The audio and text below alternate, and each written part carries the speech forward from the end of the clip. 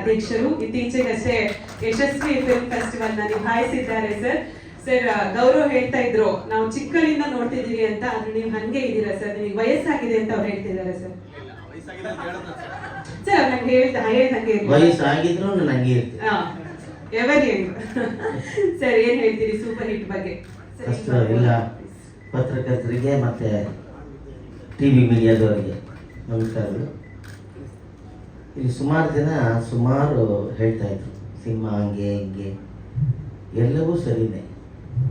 ನೀವು ಮಾಡ್ಬೇಕಾದ್ರೆ ಈ ವೇದಿಕೆ ಮೇಲೆ ನಿಂತ್ಕೊಂಡು ಈ ಸಿನಿಮಾ ಹಂಗಿದೆ ಹಿಂಗಿದೆ ಅಂತ ಇಲ್ಲಿ ಹೇಳೋದಲ್ಲ, ಈ ಸಿನಿಮಾನ ಥಿಯೇಟ್ರಲ್ಲಿ ಹೆಂಗೆ ಓಡಿಸ್ಬೇಕು, ಜನ ಹೇಗೆ ಬರಬೇಕು ಅನ್ನೋ ಪ್ಲ್ಯಾನ್ನ ನೀವು ಮಾಡ್ಬೇಕು. ಈಗ ಯಾವ ಥರ ಹೊರಗಡೆ ಪ್ರಚಾರ ಮಾಡ್ತೀರಾ ಅದ್ರ ಮೇಲೆ ಕನ್ನಡ ಸಿನಿಮಾದ ಒಂದು ಜೀವನ ನಿಂತಿದೆ ನೋಡಿ. ಎಲ್ಲ ಪತ್ರಕರ್ತರು ದೊಡ್ಡವ್ರು ಕೂತಿದೆ, ಯಾಕೆಂದರೆ ಆ ಪರಿಸ್ಥಿತಿಗೆ ಬಂದು ನಿಂತಿದೆ ನಮ್ಮ ಕನ್ನಡ ಚಿತ್ರರಂಗ ಅಂತಲೇ ಹೇಳ್ಬೋದು, ಬೇರೆ ದಾರಿನೇ ಇಲ್ಲ.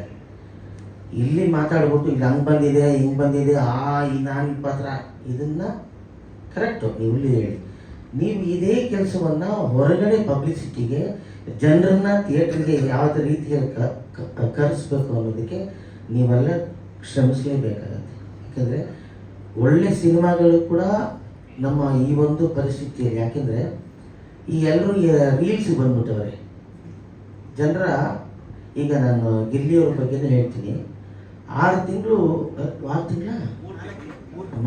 ತಿಂಗಳು ಗಿಲ್ಲಿ ಬಿಗ್ ಬಾಸ್ ಒಳಗೆ ಇದ್ದಾಗ ಅಲ್ಲಿಂದ ಹೊರಗೆ ಬಂದಮೇಲೆ ಈ ಪ್ರಪಂಚಕ್ಕೆ, ಹೊರಗಿನ ಪ್ರಪಂಚಕ್ಕೆ ಅಡ್ಜಸ್ಟ್ ಆಗೋದೇ ಕಷ್ಟ. ಅವ್ರ ಮೆಂಟಾಲಿಟಿ ಎಲ್ಲ ಸಾಫ್ಟ್ ಆಗಿರುತ್ತೆ, ಸೌಂಡ್ ಆಗ್ಬೋದು, ಜನ ಆಗ್ಬೋದು.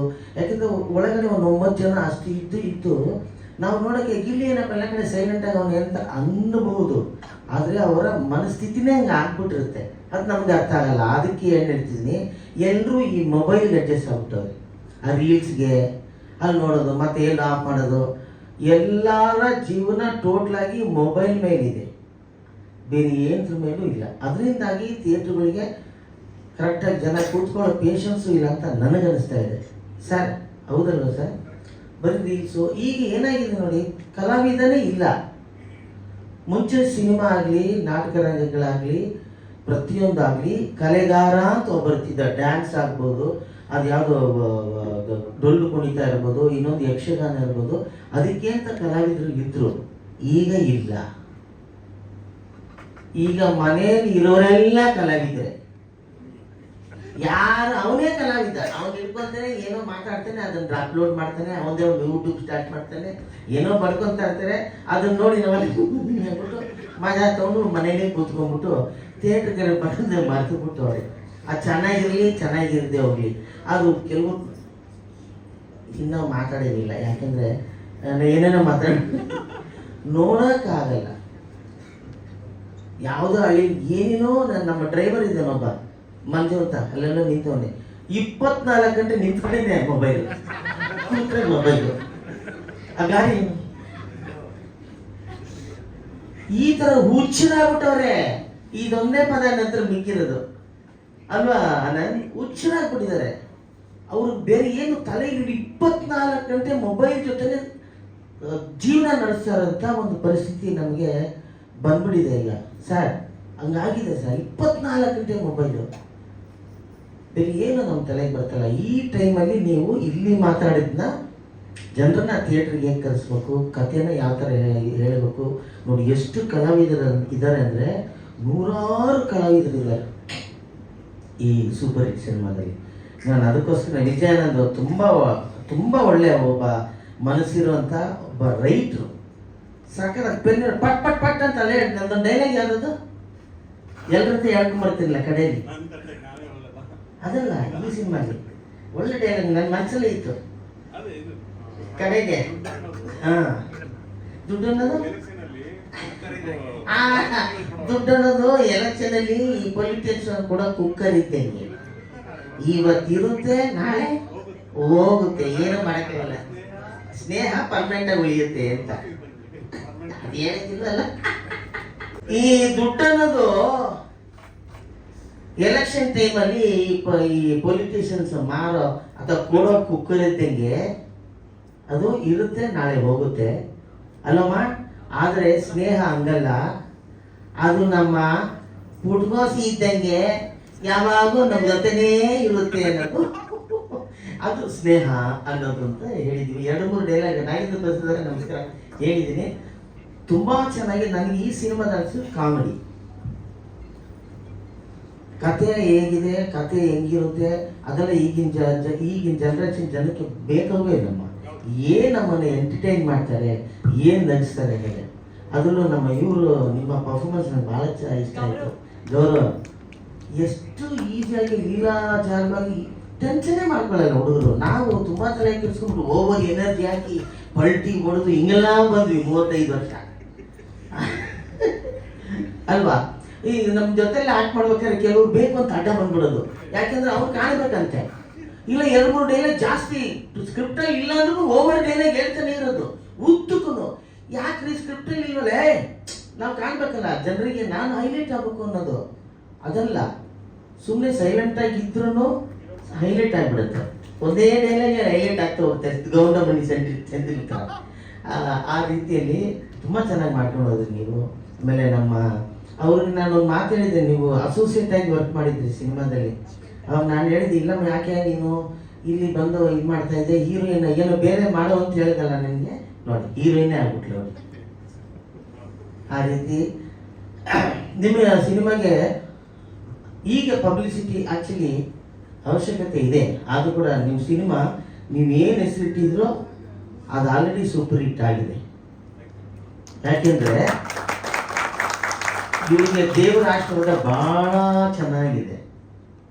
ಥಿಯೇಟ್ರಿಗೆ ಜನ ಬಂದೇ ಬರ್ತಾರೆ, ಸಿನಿಮಾ ಓಡುತ್ತೆ, ಚೆನ್ನಾಗಿದ್ರೆ 100 ಡೇಸು ಓಡುತ್ತೆ. ನಿಮ್ಮ ಟೈಟ್ಲಿಗೆ ಯಾಕೆ ಹೇಳ್ತಿದ್ದೀನಿ ಅಂದರೆ, ಇವ್ರಿಗೆ ಇವಾಗ ಒಂದು ಕೈಯಲ್ಲಿ ಒಂದು ಏನು ಕರೆಕ್ಟಾಗಿ ಒಂದು ಅಸ್ತ್ರ ಸಿಕ್ಬಿಟ್ಟಿದೆ, ಅದೇ ಗಿಲ್ಲಿ.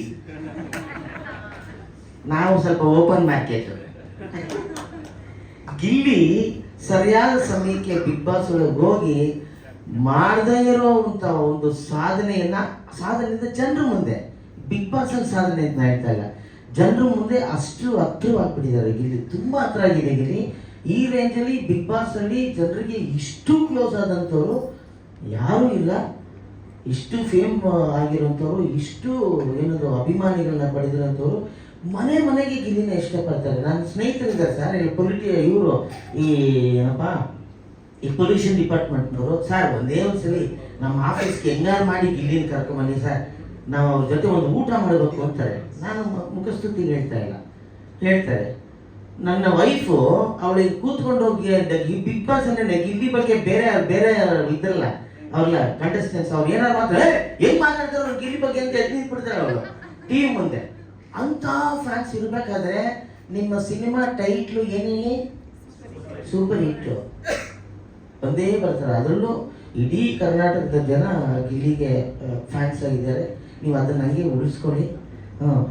ಫ್ಯಾನ್ಸ್ ತುಂಬ ಜನ ಇರ್ತಾರೆ, ಜೋರಾಗಿ ಫ್ಯಾನ್ ಹಾಕ್ಬಿಡ್ತಾರೆ, ಸುಟ್ಟು ಬಿಡ್ತಾರೆ. ಅದನ್ನ ನೋಡ್ಕೊಳ್ಳೋಕೆ ಅವಸರಾಗಿ ಆ ಗಾಳಿಗೆ ಎದುರ್ಬಿಟ್ಯಾ, ಏನಾದ್ರೂ ಕೆಳಗಡೆ ಒಂದು ಗಮ್ಮ ಕಣ್ಸ್ಕೊಂಡ್ಬಿಡು. ಯಾವ ಫ್ಯಾನಿಗೂ ನೀನು ಗಾಳಿಗೆ ಹೋಗದಂಗೆ ಸ್ಟ್ರಾಂಗ್ ಆಗಿರೋ ಲಾಂಗ್ ಸ್ಟ್ಯಾಂಡ್ ನೀವು ಇರ್ತೀರ. ಸೊ ಅದಿರೋದ್ರಿಂದ ಆನಂದ್ ನಿಮಗೆ ಯಾವ ರೀತಿ ಬಿಸ್ನೆಸ್ಸಲ್ಲೂ ತೊಂದರೆ ಆಗಲ್ಲ, ಏನೂ ಆಗಲ್ಲ. ಆದರೆ ನಮ್ಮ ಎಲ್ಲ ಪತ್ರಕರ್ತರ ಮತ್ತು ನಮ್ಮ ಮೀಡಿಯಾ TV ಮೀಡಿಯಾದವರ ಆಶೀರ್ವಾದನೂ ಬೇಕು, ಅವರ ಬೆಂಬಲನೂ ಬೇಕು, ಆಮೇಲೆ ಅವರ ಪ್ರಚಾರನೂ ಬೇಕು. ಅದನ್ನು ಮಾಡಿ ಅಂತಲೇ ಇದೊಂದು ವೇದಿಕೆ ಸೃಷ್ಟಿ ಮಾಡಿದ್ದಾರೆ ಸರ್. ಯಾರು ಏನೇನೇ ನಮಗೆ ನಾವೇ ಹೊಗಳ್ಬೇಕಾಗಿರೋದು ಯಾರು? ಜನ. ಥಿಯೇಟ್ರಿಗೆ ಬರಬೇಕು, ನೀವು ಆ ಕೆಲಸ ಮಾಡಿ ಅಂತ ಹೇಳ್ತಾ ಡಾಕ್ಟರ್ ನಾಗೇಂದ್ರ ಪ್ರಸಾದ್ ಅವರು ಬಂದ್ಬಿಟ್ಟಿದ್ದಾರೆ. ಬನ್ನಿ ಸ್ವಾಮಿ. ಸ್ವಾಗತ ಕವಿರತ್ನ ನಾಗೇಂದ್ರ ಪ್ರಸಾದ್ ಸರ್. ಎಲ್ರಿಗೂ ಮತ್ತೊಮ್ಮೆ ಧನ್ಯವಾದಗಳು. ನಾನು ಪಾತ್ರ ಮಾಡಿದ್ದೀನಿ, ಅವ್ರು ಎಲ್ಲಿ ದೊಡ್ಡದಾಗೂ ಹಾಕಿದ್ದಾರೆ.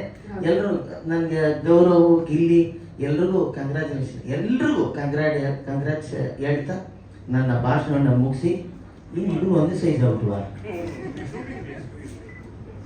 ಶೂಟಿಂಗ್ ಎಕ್ಸ್ಪೀರಿಯನ್ಸ್ ಬಡ್ದು ಬಾಯಿಗೆ ಹಾಕೊಂಡ್ರಲ್ರಿ ಸರ್. 1 ನಿಮಿಷ ಇದಕ್ಕೂ ಕೂಟ ಬಿಡ್ಲಿಲ್ಲ ನನ್ನ. ನಾನು ಮಾಡಿರೋ 3 ದಿನ 4 ದಿನ ಎಲ್ರಿಗೂ ಹಂಗೆ ರಿಪೀಟ್ ಮಾಡೋರು ಅಂತ ಒಂಥರ ರಂಪ ಕುಯ್ದ್ಬಿಟ್ಟು ನೀವು ನೋಡಿ ಬೇಕಾದ್ರೆ ಸಿನಿಮಾ. ನಾನು ಆ್ಯಕ್ಟ್ ಮಾಡೋದು 3 ದಿನ, ಆದರೆ ಎಷ್ಟು 2.5 ಗಂಟೆನೂ ಸಿನಿಮಾಲಿದ್ದೀನಿ. ಇಂಥ ಒಂದು ನಿರ್ದೇಶಕ ನಾನು ನೋಡೇ ಇಲ್ಲ. ಒಂದು ಸೆಕೆಂಡ್ ಅಣ್ಣ ಇದೊಂದೇ ಒಂದು ಅಂದ್ಬಿಟ್ಟು ಇಷ್ಟು ಡೈಲಾಗ್ ಕೊಟ್ಬಿಟ್ಟು ಇಲ್ಲ, ಭಾಳ ಒಳ್ಳೆಯವ್ರಿಗೆ ಆನಂದ. ಯಾಕೆಂದ್ರೆ ನಾನು ತುಂಬ ಸಿನಿಮಾ ಯಾವುದೋ ನಗೆ ಬಾಂಬು ಮತ್ತೆ ಸುಮಾರು ಸಿನಿಮಾಗಳ ಜೊತೆ ಕೆಲಸ ಮಾಡಿದ್ದೀನಿ. ನೋವಾಗದಂಗೆ ಕೆಲಸ, ತುಂಬ ಎಲ್ರಿಗೂ ಮರ್ಯಾದೆ ಕೊಟ್ಟು ಎಲ್ರನ್ನ ಯಾವ ರೀತಿ ನಡ್ಸ್ಕೊಬೋದು ಆ ರೀತಿ ನಡ್ಸ್ಕೊಂಡಿದ್ದೀರಾ. ನಿಮಗೆ ದೇವರ ಆಶೀರ್ವಾದನೂ ಇದೆ. ಈ ಸಿನಿಮಾ 100% ಚೆನ್ನಾಗಿ ಓಡುತ್ತೆ. ನಮ್ಮ ಆಶೀರ್ವಾದನು ನಿಮ್ಮ ಮೇಲೆ ಇರಲಿ. ಬನ್ನಿ, ದೊಡ್ಡವರ ಆಶೀರ್ವಾದ. Thank you.